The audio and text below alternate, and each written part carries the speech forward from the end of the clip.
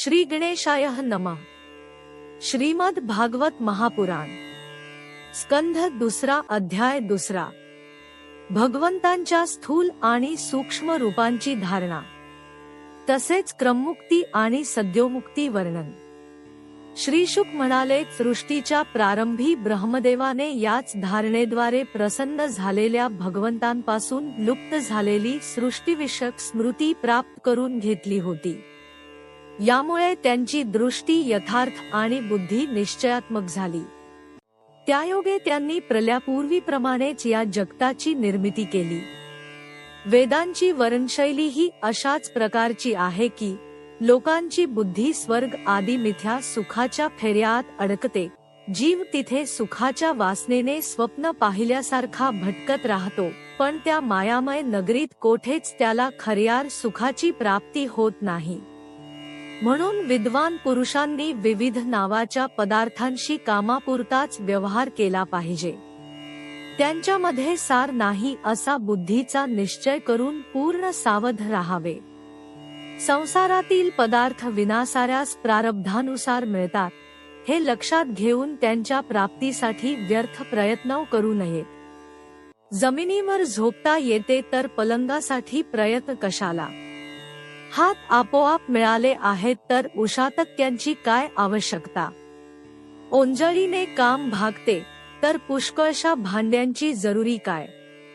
वल्कले किंवा दिशारूप वस्त्र असताना इतर वस्त्रांची काय आवश्यकता? अंग झाकण्यासाठी रस्त्यात चिरबुटे मिळत नाहीत का? केवळ दुसऱ्यांसाठीच शरीर धारण करणारे वृक्ष भूक लागल्यावर फळाफुलांची भिक्षा देत नाहीत का? पाण्याची आवश्यकता असणाऱ्यांसाठी नद्या एकदा आटल्या आहेत की काय? राहण्यासाठी गुहा बंद करण्यात आल्या आहेत काय? आपल्याला शरण आलेल्यांचे भगवंत रक्षण करीत नाहीत काय? अशा स्थितीत बुद्धिमान पुरुष सुद्धा धनाच्या नशेने धुंद झालेल्यांचे लांगुल चालन का करतात? अशा प्रकारे विरक्त झाल्यानंतर आपल्या हृदयात नित्य विराजमान स्वतः सिद्ध आत्मस्वरूप परमप्रियतम परम सत्य जे अनंत भगवान आहे, त्यांचे आनंदाने दृढ निश्चयपूर्वक भजन करावे। कारण त्यांचे भजन केल्याने जन्ममृत्यूच्या फेऱ्यात अडकविणाऱ्या अज्ञानरूप कारणाचा नाश होतो। या संसारूप वैतरणी नदीत पडून आपली कर्मजन्य दुःखे भोगणाऱ्या लोकांना पाहणारा पशुखेरीज दुसरा कोणता मनुष्य भगवंतांची मंगल धारणा सोडून या नाशवंत विषयभोगात आपले चित्त भटकू देईल?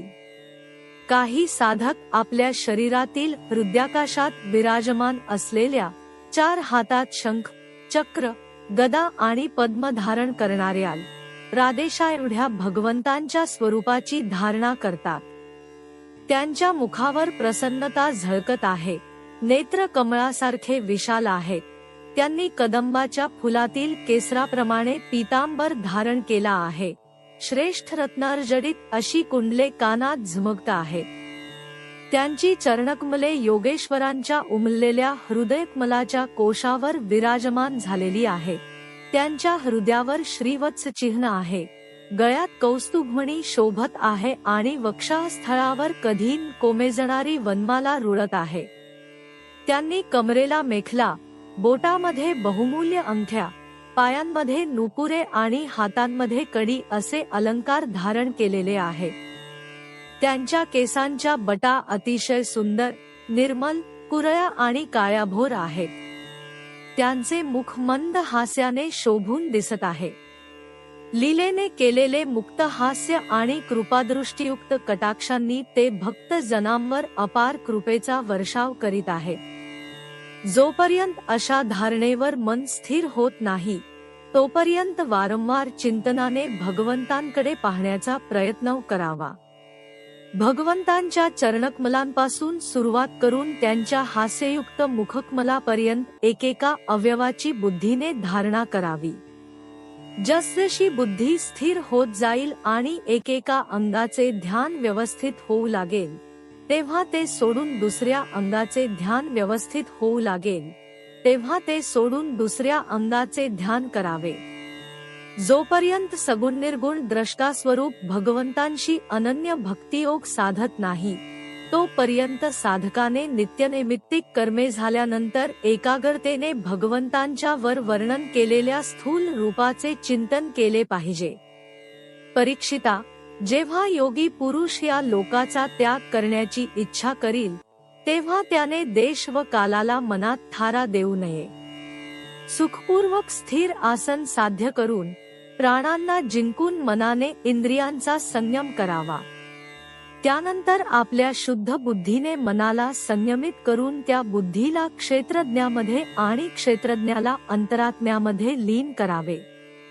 नंतर अंतरात्म्याला परमात्म्यामध्ये लीन करून धैर्यवान पुरुषाने त्या शांतिमय अवस्थेत स्थिर व्हावे. यानंतर त्याच्यासाठी कोणतेच कर्तव्य शिल्लक राहत नाही. या अवस्थेत सत्वगुणही नाही तर रजोगुण आणि तमोगुण कोठून असणार. अहंकार, महत्त्व आणि प्रकृतीचेही तेथे अस्तित्व नाही. अशा स्थितीत जेथ देवतांच्या नियामक अशा काळाचाही प्रभाव चालत नाही, तेथे देव आणि त्यांच्या अधीन असणारे प्राणी यांचे काय चालणार. हे नाही, हे नाही असे म्हणून योगी लोक परमात्म्याहून अन्य पदार्थांचा त्याग करू इच्छितात आणि शरीर व त्याच्या संबंधी पदार्थांमध्ये आत्मबुद्धीचा त्याग करून हृदयाच्या द्वारा पदोपदी भगवंतांच्या ज्या परमपूज्य स्वरूपाला आलिंगन देतात, तेच भगवान विष्णूंचे परमपद आहे असे सांगतात. ज्ञानदृष्टीच्या बळावर ज्याच्या चित्तातील वासना नष्ट झाल्या आहेत, त्या ब्रह्मनिष्ठ योग्याने प्रथम टाचेने शिवणीवर दाब देऊन स्थिर व्हावे. नंतर शांतपणे प्राणवायूला षटचक्रभेदन करून वर न्यावे आणि शरीर सोडावे. जितेंद्रिय योग्याने नाभिस्थानातील मणिपूर चक्रात असलेल्या वायूला हृदयातील अनाहत चक्रात, तेथून उदानवायूद्वारा वक्षस्थळावरील विशुद्ध चक्रात आणि त्यानंतर त्या वायूला हळूहळू टाळूच्या मुळापर्यंत न्यावे. त्यानंतर 2 डोळे, 2 कान, नाकाची 2 छिद्रे आणि मुख ही 7 छिद्रे बंद करून टाळूच्या मुळात स्थिर झालेल्या वायूला भूमध्यातील आज्ञाचक्रात घेऊन जावे. कोणत्याच लोकात जाण्याची इच्छा नसेल तर अर्धी घटकापर्यंत त्या वायूला तेथेच थांबवून ठेवून स्थिर करावे. यानंतर ब्रह्मरंध्राचा भेद करून शरीर सोडावे.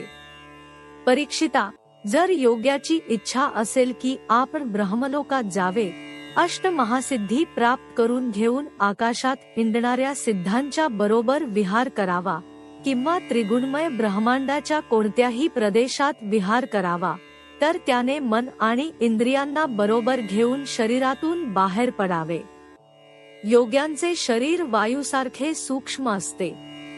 उपासना, तपस्या, योग आणि ज्ञान यांची साधना करणाऱ्या योग्यांना त्रैलोक्याच्या आत आणि बाहेर सर्वत्र जाता येते. कर्मांनी जाता येत नाही.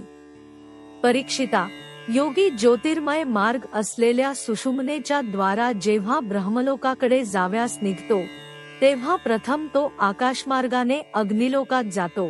तेथे त्याच्या पापाचा उरलासुरला मळ निघून जातो.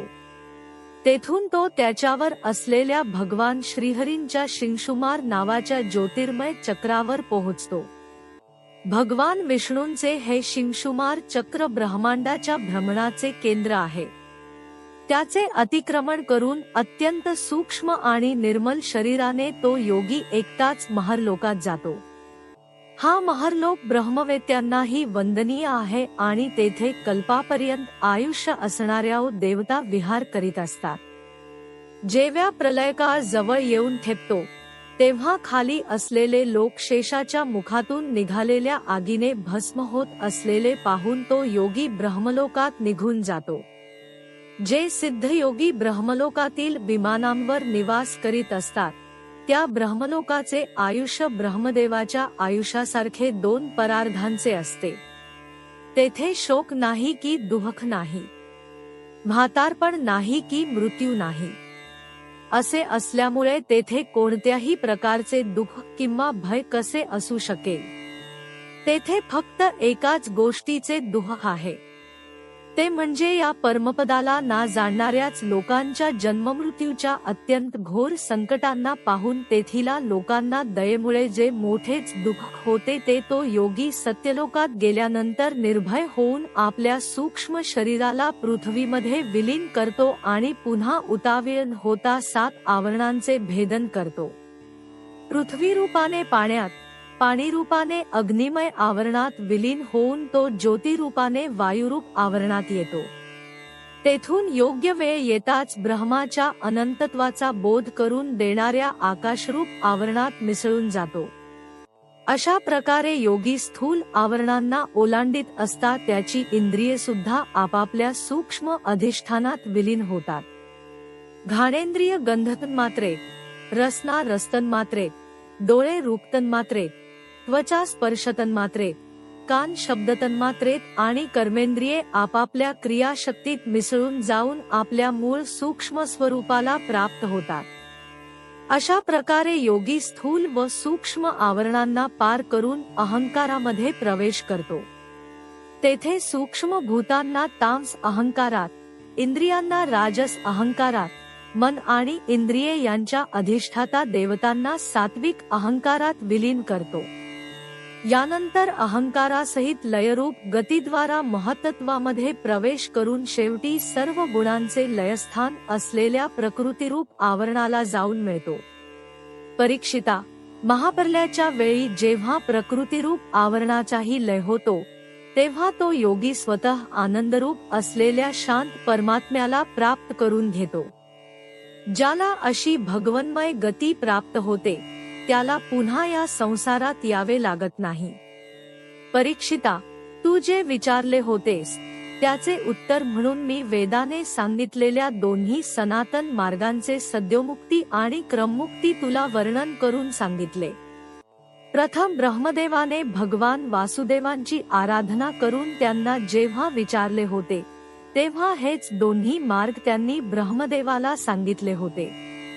या संसार चक्रात पडलेल्या मनुष्याला ज्या साधनाने भगवान विष्णूंची अनन्य भक्ती प्राप्त होईल त्या व्यतिरिक्त आणखी दुसरा कोणताच कल्याणकारी मार्ग नाही.